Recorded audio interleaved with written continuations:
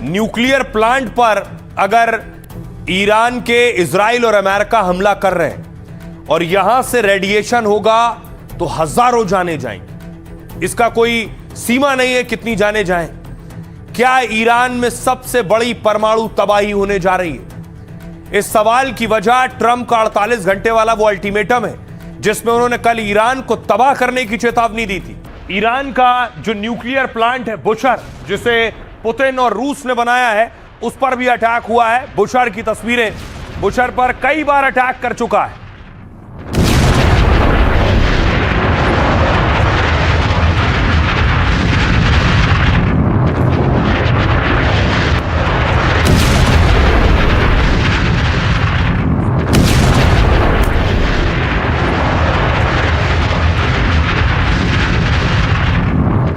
बड़ी चीज यह है, न्यूक्लियर प्लांट पर अगर ईरान के इजराइल और अमेरिका हमला कर रहे हैं और यहां से रेडिएशन होगा तो हजारों जाने जाएंगे। इसका कोई सीमा नहीं है कितनी जाने जाएं।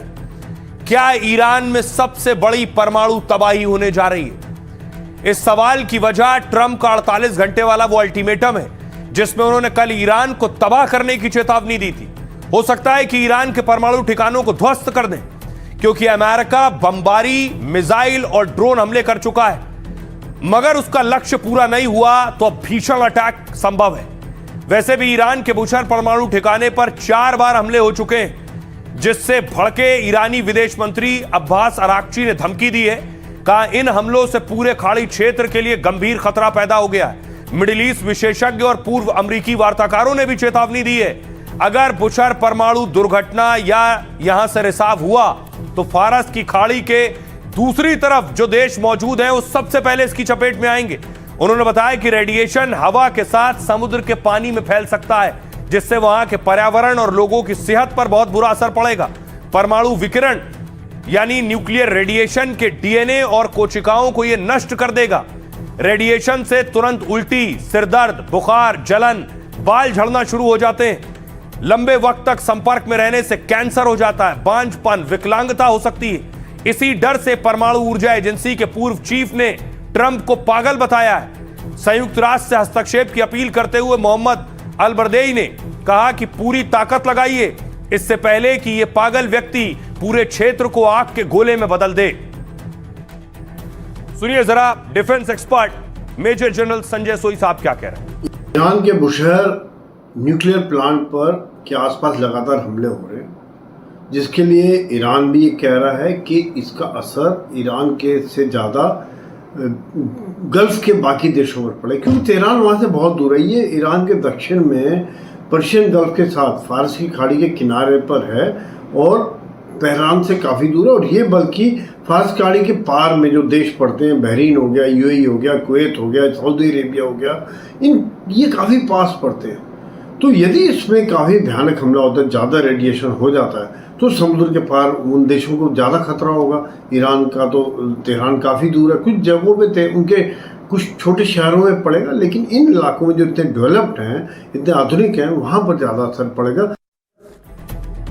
लेकिन दूसरी तरफ ईरान भी पीछे हटने को तैयार नहीं है। ईरान ने 96वीं खेप दाग दी है मिसाइलों की। अगली लॉट मिसाइलों की दागी इजराइल पर और अमेरिकी ठिकानों पर, एक के बाद एक ये घातक मिसाइलें।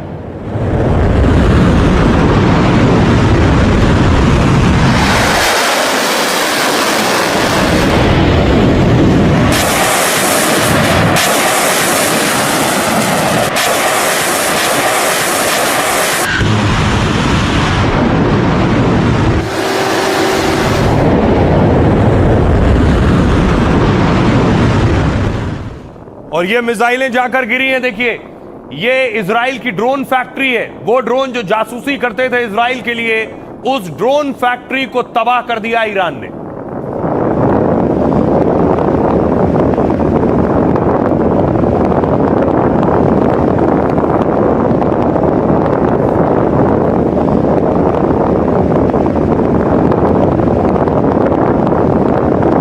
ये जासूस बनाने की फैक्ट्री है। जासूसी ड्रोन इजराइल यहां तैयार करता था और इस पूरी फैक्ट्री को ईरान ने उड़ा दिया है। दूसरी तरफ हिजबुल्लाह अटैक कर रहा है। ये हिजबुल्लाह के अटैक की तस्वीरें। हिजबुल्लाह ने मिसाइल दागी है इजराइल पर।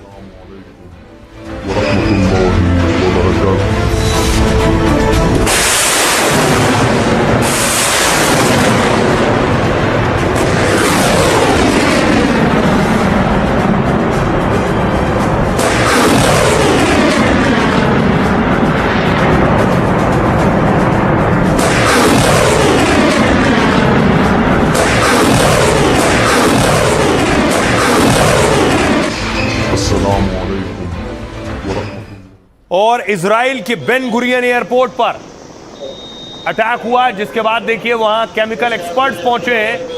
कुछ ऐसे रेडिएशन और केमिकल लीक हो रहा है, जिसके बाद एक्सपर्ट्स बुलाए गए।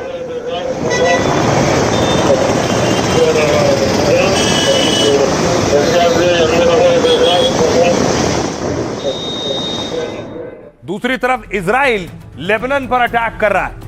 ये देख रहे हैं इजरायली सेना लेबनान में सरहदी इलाकों पर अंदर दाखिल हो चुकी है।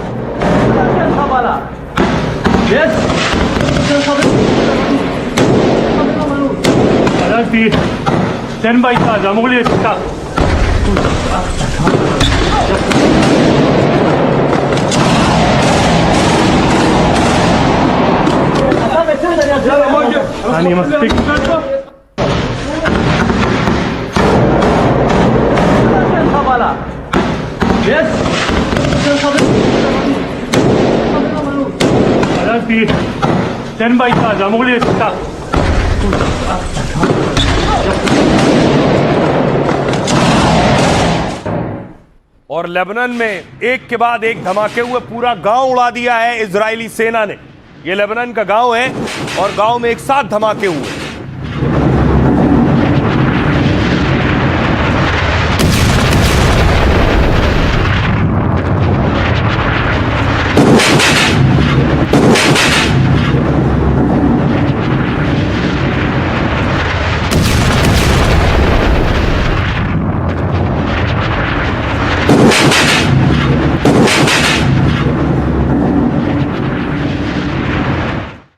और इस वॉर के खिलाफ अब इजराइल में लोग सड़कों पर उतरे हैं। इजराइल की राजधानी तेल अवीव की तस्वीर देख रहे हैं। तेल अवीव में लोग सड़कों पर आए और उनकी मांग है इस वॉर को रोका जाए और वॉर बंद किया जाए।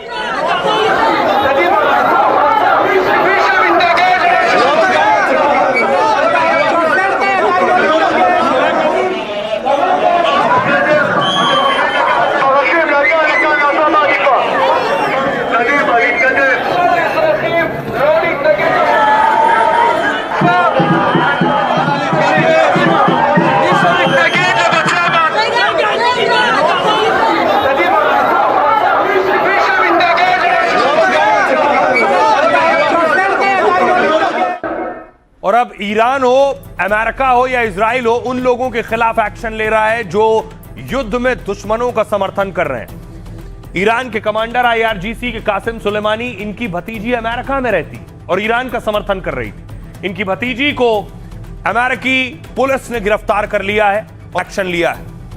अमेरिका ने कासिम सुलेमानी के रिश्तेदारों पर शिकंजा कसा है।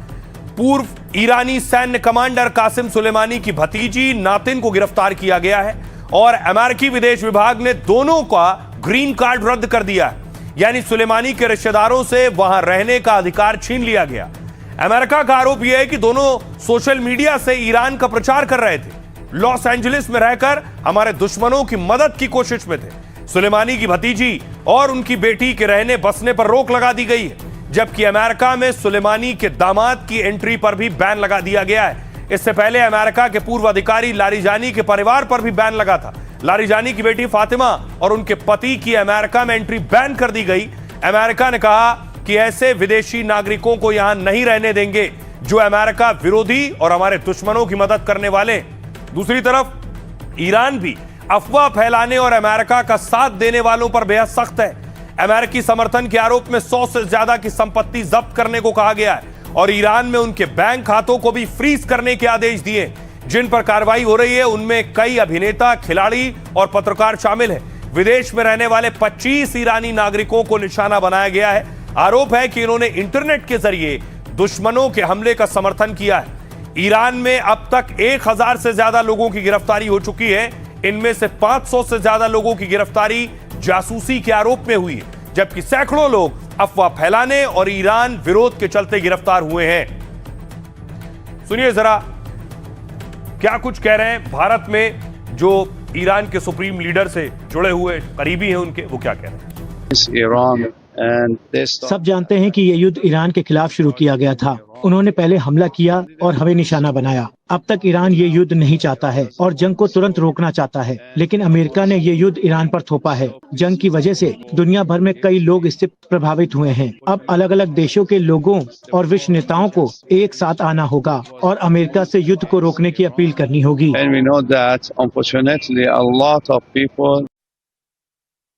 ट्रम्प कह रहे हैं कि 2 दिन बाद ईरान पर बहुत बड़ा अटैक होगा, तो ईरान भी सरप्राइज देने की तैयारी में।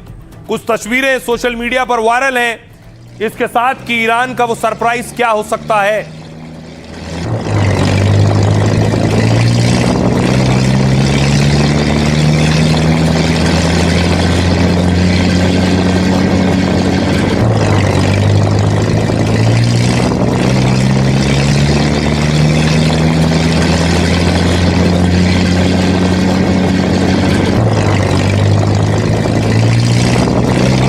ईरान ने अपनी मिसाइलें देखिए कहां छिपाई हुई हैं। ये आप देख रहे हैं टनल के बीच में, ये जो आप देख रहे हैं ये लॉन्चर रखे हुए, मिसाइल लॉन्चर्स। टनल में, रोड टनल में बीच बीच में मिसाइल लॉन्चर खड़े कर रखे हैं।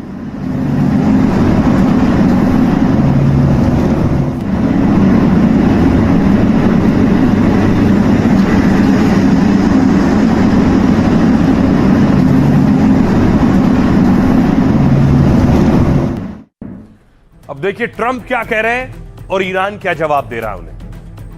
राष्ट्रपति ने एक बार फिर ईरान को धमकाया है। ट्रंप ने मंगलवार को बड़ा हमला करने की वार्निंग दे दी है। कहा मंगलवार का दिन पावर प्लांट और ब्रिज डे होगा। ईरान में ये सारे दिन एक साथ मनाए जाएंगे, यानी अमेरिका ईरान के पावर प्लांट और पुल उड़ाने वाला है। ट्रंप ने दावा किया कि वो होगा जैसा पहले कभी नहीं हुआ होगा। इतना ही नहीं, ट्रंप ने ईरान को पागल कहकर पोस्ट किया। लिखा, पागलों, हॉर्मुज स्ट्रेट को खोल दो वरना नरक में जाओगे। ट्रंप ने ट्रुथ सोशल प्लेटफॉर्म पर लिखा, अल्लाह की जय हो। अमेरिका के संभावित हमलों पर ईरान ने बड़ी चेतावनी दी है। कहा, हमला करोगे तो ईरान में तुम्हारे लिए ताबूत तैयार है। ईरान के एक सुरक्षा अधिकारी ने अमेरिका और इजराइल को कहा, हमारे पास अमेरिका और इजराइल के लिए बड़ा सरप्राइज है, बस अमेरिका और इजराइल को थोड़ा इंतजार करना होगा। फार्स न्यूज एजेंसी के मुताबिक अफसर ने ट्रंप का मजाक उड़ाया। ईरानी अफसर ने पुलों पर हमले की ट्रंप की धमकी को मजाकिया कहा। बोले, ये धमकियां अमेरिकी सैन्य कार्रवाई की नाकामी को दिखाती हैं। उन्होंने कहा, ईरान ने दुश्मन को कमजोर करना अच्छी तरह सीख लिया है। सुनिए जरा ईरानी सैन्य कमांडर क्या कह रहे हैं और भारतीय रक्षा विशेषज्ञ क्या कह रहे हैं। अगर अमेरिका और इजराइल ने ईरान के इंफ्रास्ट्रक्चर पर हमला किया तो हम चुप नहीं बैठेंगे। ईरानी सेना उनके लिए नर्क के दरवाजे खोल देगी। ईरान ने मिडिल ईस्ट कंट्रीज में जहां जहां भी अमेरिका के बेसिस थे उनको नुकसान पहुंचाया।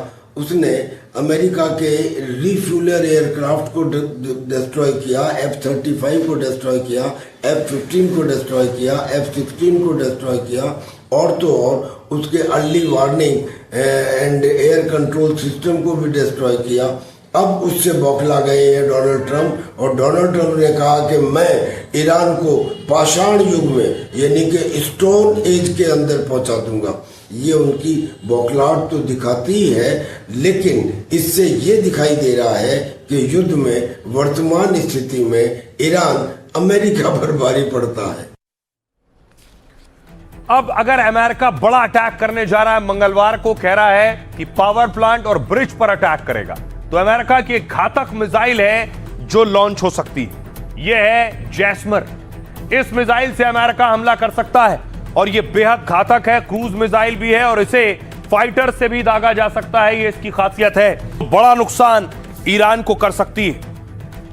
आइए आपको बताऊं, यह है वो मिसाइल, देखने में ही घातक लग रही है। ईरान के खिलाफ अमेरिका ने सबसे घातक हथियार उतारा है। अमेरिका ने जैस्मर स्टील क्रूज मिसाइलों की भारी तैनाती कर दी है। यह मिसाइल 600 मील यानी 965 किलोमीटर दूर से हमला कर सकती हैं। मिसाइल की बनावट ऐसी है कि रडार की नजर में भी नहीं आती और दुश्मन के एयर डिफेंस सिस्टम को आसानी से चकमा दे सकती हैं। ये मिसाइल बंकर और अंडरग्राउंड ठिकानों को पूरी तरह से तबाह कर सकती हैं। इसे B-52 और B-1B जैसे भारी बॉम्बर विमानों से भी लॉन्च किया जा सकता है, ये इसकी खासियत है।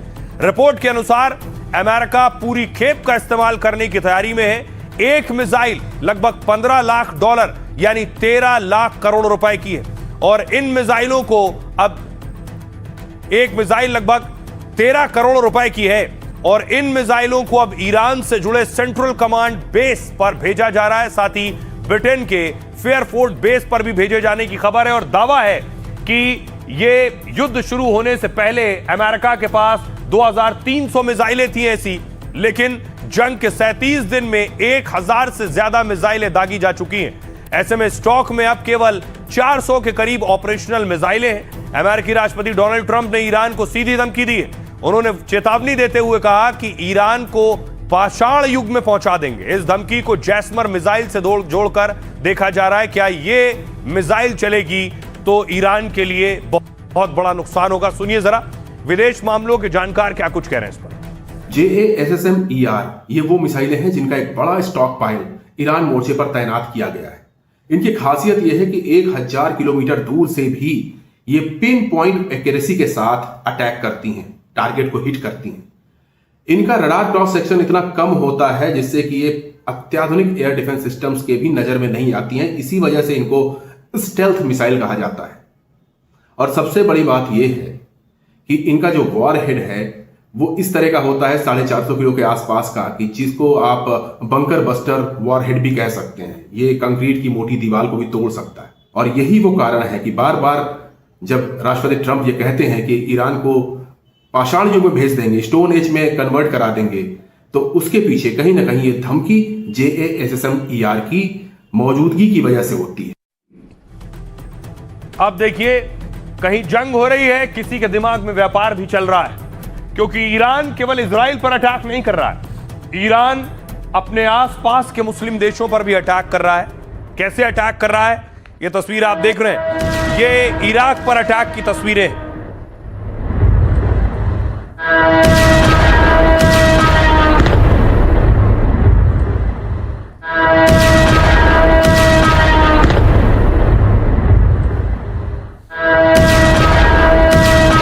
और न सिर्फ इराक, बहरीन की तस्वीर मैं आपको दिखाऊं।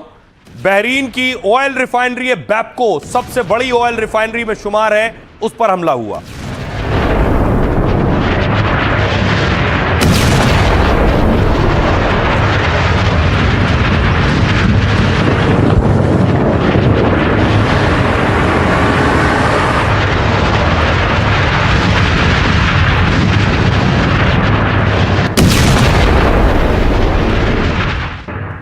बहरीन के अलावा कुवैत लिए चलता हूं। कुवैत में देखिए जरा, एनर्जी फैसिलिटी पर अटैक हुआ है। यह कुवैत की तस्वीर है और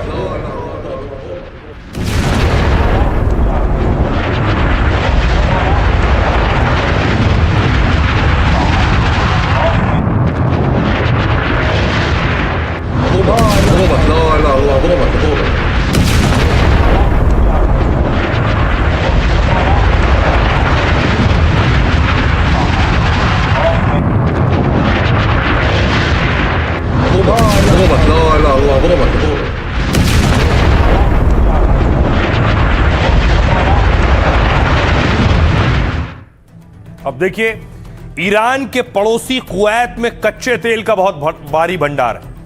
तेल की वजह से कुवैत मजबूत अर्थव्यवस्था वाला देश भी है। कुवैत करेंसी जो कुवैत की है वो दुनिया में सबसे महंगी मानी जाती है। एक कुवैती दीनार की कीमत आज 300 रुपए से ज्यादा है, यानी कुवैत का एक दीनार और भारत के 300 रुपए। लेकिन कुवैत में इस वक्त बूंद बूंद पानी का संकट है। 1 लीटर पानी की बोतल कुवैत में 100 रुपए में मिल रही है और इसकी सबसे बड़ी वजह है ईरान का उस पर हमला। कुवैत के बिजली और पानी प्लांट पर ईरान ने बड़ा हमला किया है। ड्रोन हमले से बिजली उत्पादन और पानी शुद्धिकरण रुक गया है। कुवैत की इमरजेंसी टीमें दिन रात प्लांट ठीक करने में लगी हुई हैं, क्योंकि कुवैत पानी के लिए डीसैलिनेशन प्लांट पर निर्भर है।